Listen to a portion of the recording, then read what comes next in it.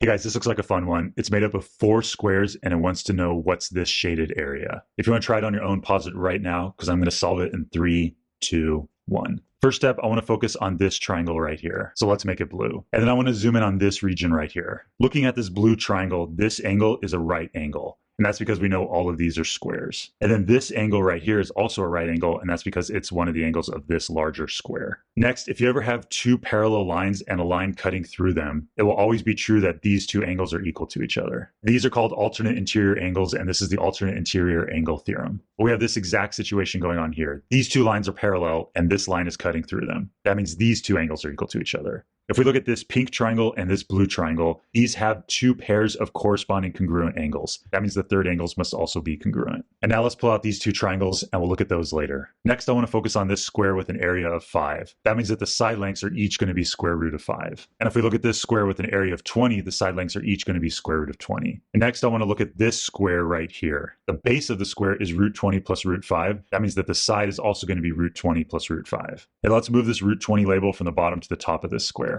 And now we're ready to mess around with this blue right triangle. If we label the hypotenuse C, we can do the Pythagorean theorem. We can do root 20 squared plus root 5 squared is equal to C squared. And for this first term, the square root and the square will cancel each other out to give us 20. And same thing here, root 5 squared is going to be 5. 20 plus 5 is equal to 25, and we can take the square root of both sides, and we end up with 5 is equal to C. So let's update this C up here to be 5. And now that we have the measurements of the blue triangle, let's update it down here. Next, I want to focus on the top of this square. It's going to be equal to root 5 plus root 20. This is the exact same thing as the hypotenuse of this pink triangle. It will also be root 5 plus root 20. And root 20 can be split up as root 4 times 5. And then this can be split up into root 4 times root 5. And square root of 4 is equal to 2, so it ends up being 2 root 5. So now we can simplify this side length. If we add up root 5 plus 2 root 5, it ends up being 3 root 5. And now we're almost done. They want to know what's the shaded area. If we call this length down here S, that is the same as the base of our pink square. So once we know S, we know the answer to our question. The area of this pink square is going to be S squared. So let's solve for S. I want to give this pink triangle the same orientation as the blue triangle. All 3 of these corresponding pairs of angles are congruent, which means these 2 triangles are similar. That means we can set up a proportion for their corresponding sides. We have 3 root 5 over 5 is going to be equal to S over root 20.